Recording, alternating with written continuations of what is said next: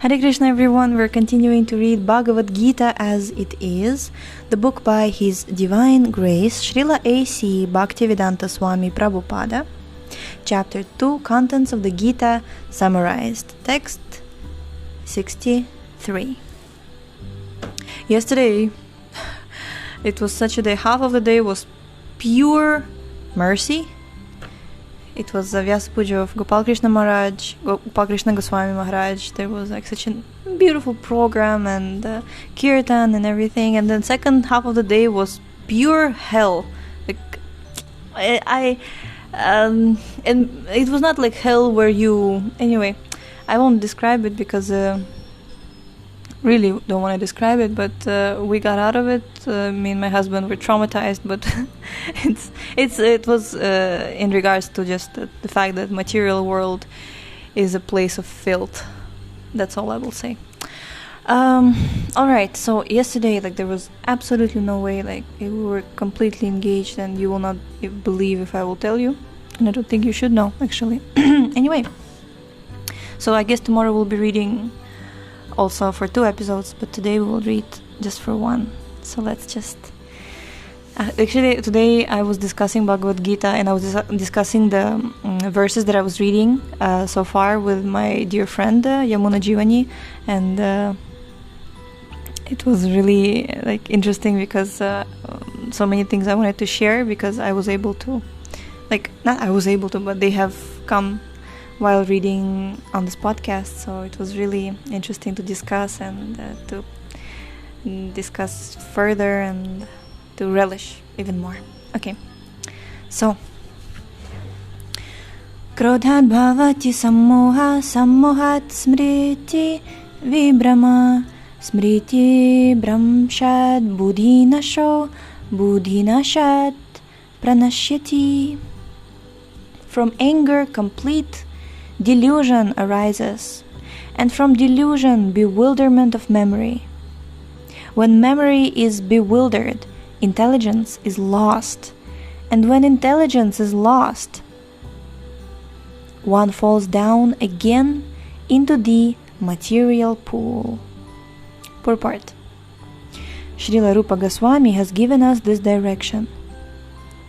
Prapanchikataya buddhya hari sambandhi vastuna mumukshu bhi parityago vairagyam falgu katyate. Bhaktira Samrita Sindhu 1.2.258. By development of Krishna consciousness, one can know that everything has its use in the service of the Lord. Those who are without knowledge of Krishna consciousness artificially try to avoid material objects, and as a result, although they desire liberation from material bondage, they do not attain to the perfect stage of renunciation. They do not attain to the perfect stage of renunciation. Their so-called renunciation is called falgu, or less important. On the other hand, a person in Krishna consciousness knows how to use everything in the service of the Lord. Therefore, he does not become a victim of material consciousness. For example, for an impersonalist, the Lord, or the Absolute, being impersonal, cannot eat, whereas an impersonalist tries to avoid good edibles. A devotee knows that Krishna is the supreme enjoyer, and that he eats all that is offered to him in devotion. So after offering good edibles to the Lord, the devotee takes the remnants. He takes the remnants called prasadam. Thus everything becomes spiritualized, and there is no danger of a downfall. The devotee takes prasadam in Krishna consciousness, whereas the non-devotee rejects it as material. The impersonalist, therefore, cannot enjoy life due to his artificial renunciation. And for this reason, a slight agitation of the mind pulls him down again into the pool of material existence.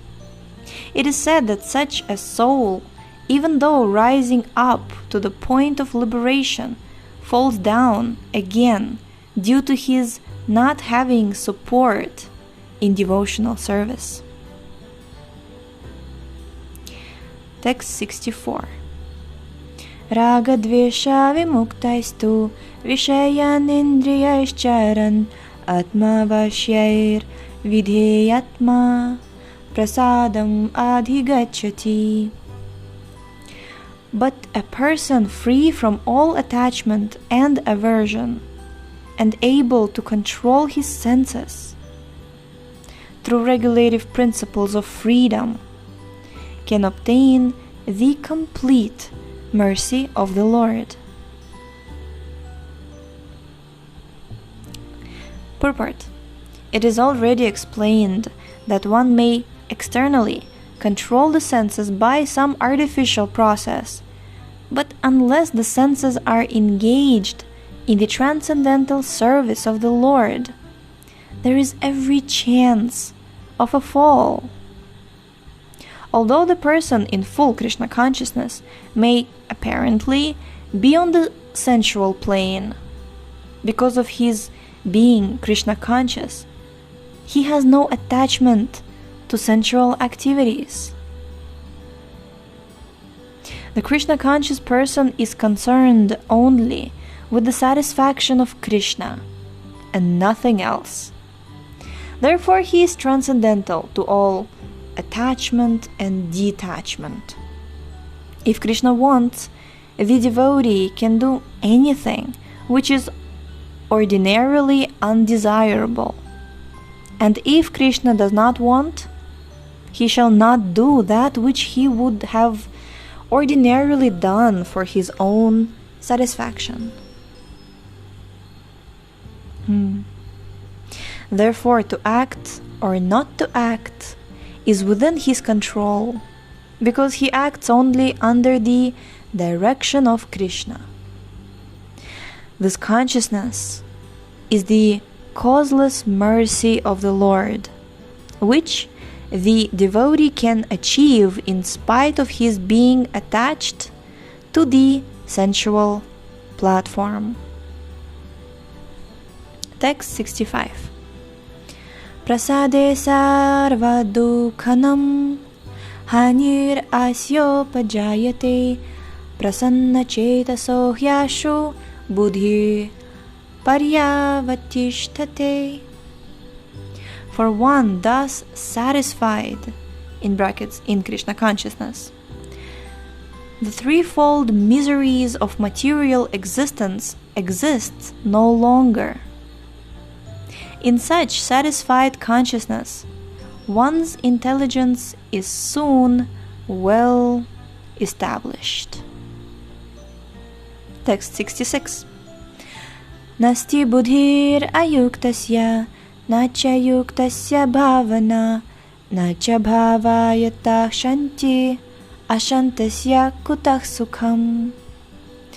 One who is not connected with the Supreme, in brackets, in Krishna consciousness, meaning one who is not connected with the Supreme in Krishna consciousness can have neither transcendental intelligence nor a steady mind, without which there is no possibility of peace. And how can there be any happiness without peace? Purport. Unless one is in Krishna consciousness, there is no possibility of peace. So it is confirmed in the 5th chapter, 5.29, that when one understands that Krishna is the only enjoyer of all the good results of sacrifice and penance, that he is the proprietor of all universal manifestations, and that he is the real friend of all living entities, then only can one have a real peace.